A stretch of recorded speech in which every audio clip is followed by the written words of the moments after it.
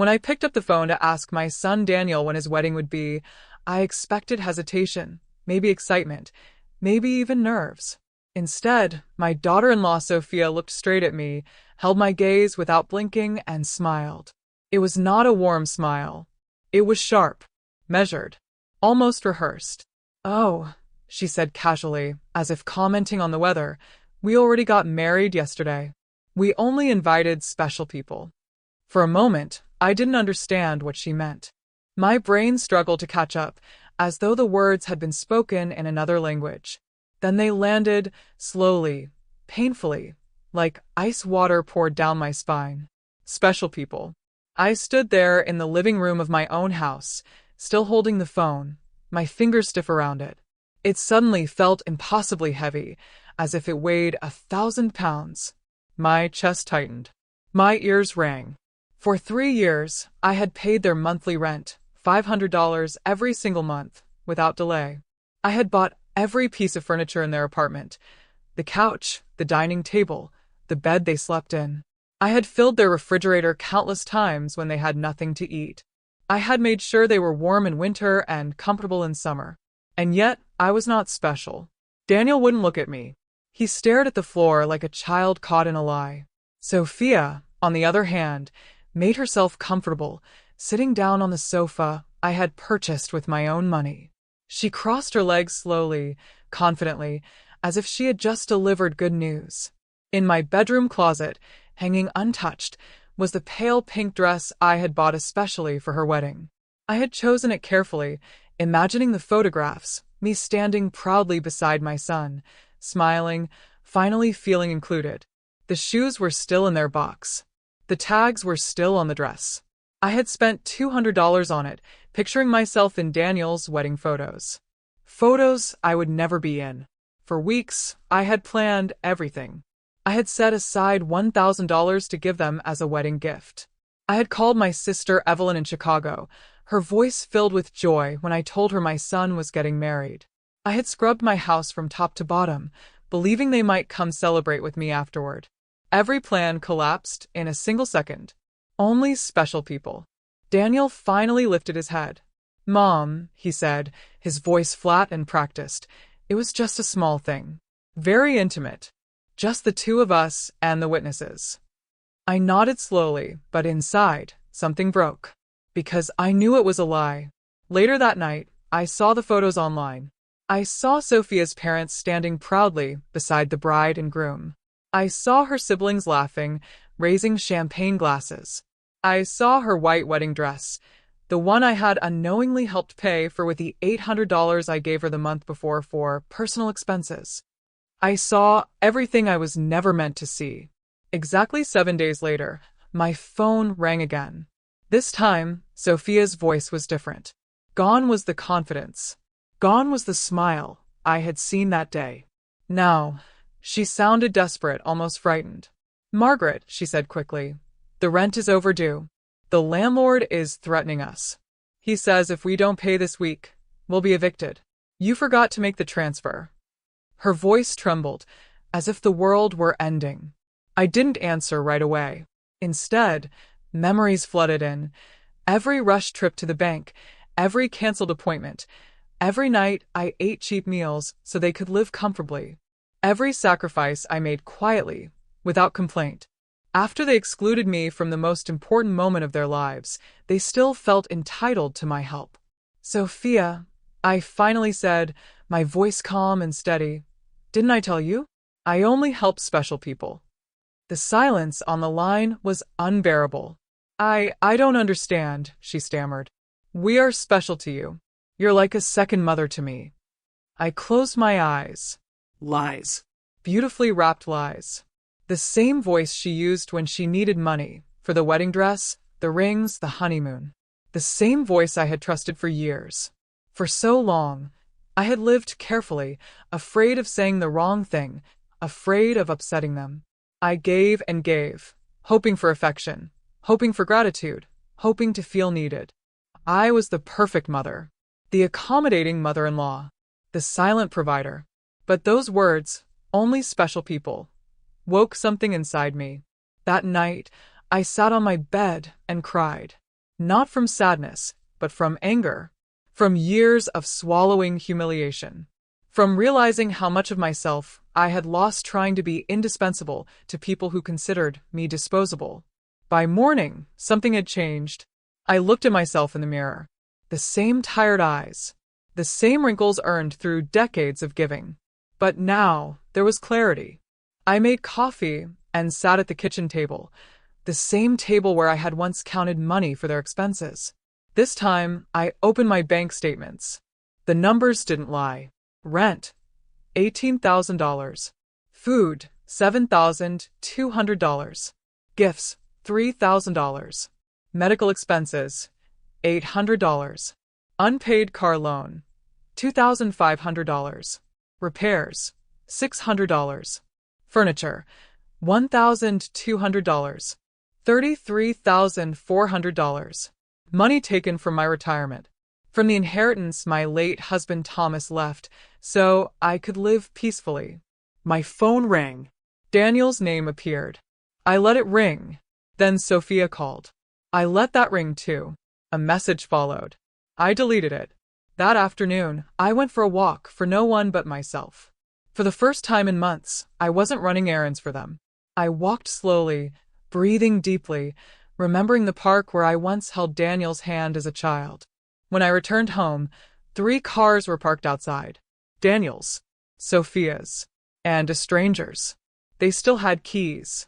I stood at the door, hand on the handle, knowing that the woman who walked inside would no longer be the same woman who had been excluded from a wedding. This was only the beginning. I had learned. That realization came to me quietly, standing in the cemetery as I cleaned my late husband Thomas's grave.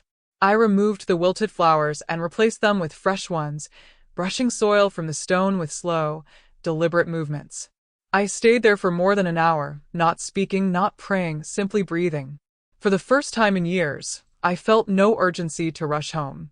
No panic. No sense that another crisis was waiting for me to solve for Daniel and Sophia. The silence felt earned. When I finally drove back, I saw them again. 3 cars were parked in front of my house. My heart jumped, but only for a moment. This time, I was prepared.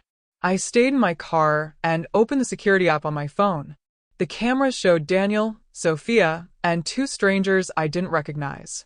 They were pacing, arguing, pointing at my home as if it belonged to them. I didn't get out. Instead, I called Mr. Grant, my lawyer. "They're here again," I said calmly. This time, they brought other people. "Do not leave your car, Mrs. Hale," he replied immediately. "I'm on my way. I'll also notify the police." After yesterday, I filed for a temporary restraining order. They have no right to be on your property. Minutes later, 2 police patrol cars arrived, followed shortly by Mr. Grant. I watched through the windshield as officers spoke to Daniel. I saw him gesturing angrily, his hands cutting the air. Sophia cried again, but her tears no longer stirred anything in me. One officer approached my car. "Ma'am, you can step out safely. Your visitors are leaving immediately." As I stepped out, Daniel shouted from the street, "Mom, this is ridiculous. We're your family. You called the police on your own son." I looked at him steadily. "Family doesn't threaten lawsuits to steal control of someone's life," I said. "Family doesn't break into homes.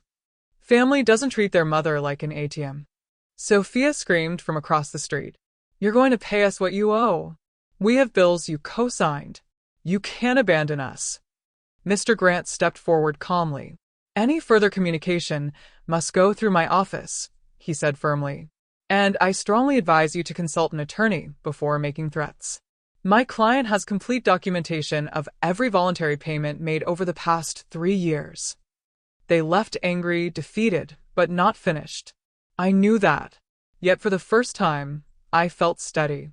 I had legal protection. I had emotional support from Eleanor for myself. Most importantly, I had clarity. That evening, Eleanor invited me to dinner. Her daughter was visiting, and I watched them interact with a quiet ache. They spoke with respect. They laughed. They asked about each other's lives without expectation. No one asked for money. I wanted that with Daniel, I admitted softly after her daughter left. Maybe one day, Eleanor said gently. But first, he is to learn that you're a person deserving of respect, not a source of income. That night, I slept peacefully. The following days were tense, but quiet. The cameras showed Daniel and Sophia driving past my house repeatedly. Sometimes they slowed. Sometimes they parked nearby. They never got out. Mr. Grant advised me to document everything. Their persistence strengthens our case, he said. They're building evidence against themselves. Then, on Friday morning, the doorbell rang. On the camera was a well-dressed young woman holding a folder, her posture formal, her smile professional. "Good morning, Mrs. Hale," she said when I opened the door. "I'm a social investigator from the Office of Senior Services. We've received a report that you may be at risk." My blood ran cold. Daniel and Sophia had escalated things. I checked her identification carefully. It was legitimate. "I'm Mrs. Schmidt, a social worker," she said. "May I come in?" I let her in. Refusing would only have worsened matters. She sat in my living room and began reading from her file. "We've received concerns that you've made sudden financial changes, cut off communication with your family, installed unnecessary security systems, and refused medical and legal assistance from loved ones." Every word was calculated. I recognized Sophia's influence immediately. "I'd like to call my lawyer before answering questions," I said. "If you have nothing to hide." That phrase, I interrupted calmly, is often used by people who invade boundaries. "I'm calling my lawyer." Mr. Grant arrived within 20 minutes. After reviewing her ID, his expression hardened. "Unless you have a court order," he said, "this visit constitutes harassment. My client is under legal representation." Mrs. Schmidt hesitated. He laid out the evidence, the financial exploitation, the emotional manipulation, the false accusations. Slowly, her confidence dissolved. "Why did you stop supporting your son financially?" she finally asked me. "Because I realized I wasn't a mother to them," I said simply. "I was a bank account." After further questioning and documentation, she closed her folder. "I see no risk here," she said. "This case will be closed." But it wasn't over. Weeks later, Mr. Grant came to my house with grim news. "They've filed a lawsuit," he said. "They're requesting guardianship, claiming mental incompetence." My own son was trying to legally erase my autonomy.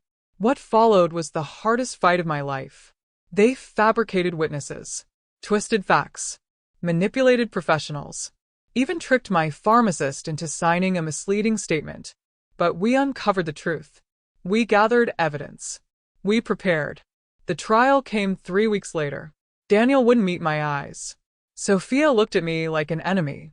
Their lawyer painted me as confused, manipulated, unstable. Then we told the truth. Doctors testified. Friends testified. Neighbors testified. Finally, I did. "I stopped paying," I said clearly, "because I realized love should not require a monthly transfer." The courtroom fell silent. When Judge Miller returned after deliberation, his words were firm and final. "This court finds Mrs. Margaret Hale fully competent. The request for guardianship is denied." I had won, not just legally but spiritually. That night, we celebrated. We laughed. We cried. And in the months that followed, I rebuilt my life. I sold my house, moved to the city, donated to causes protecting elders from abuse, traveled, painted, lived. I never heard from Daniel or Sophia again. And some nights, standing on my balcony beneath the stars, I think of the woman I once was. She is gone. In her place stands someone free. True love has no price. And freedom is worth everything.